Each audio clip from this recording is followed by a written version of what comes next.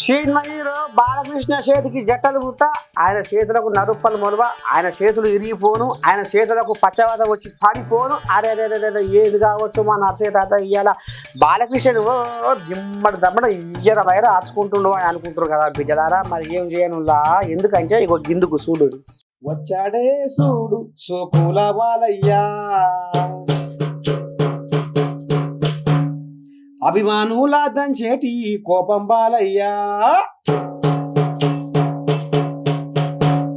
వచ్చాడే చూడు వచ్చాడే చూడు వచ్చాడే చూడు సోకుల బాలయ్యా, అభిమానుల దంచేటి కోపం బాలయ్యా.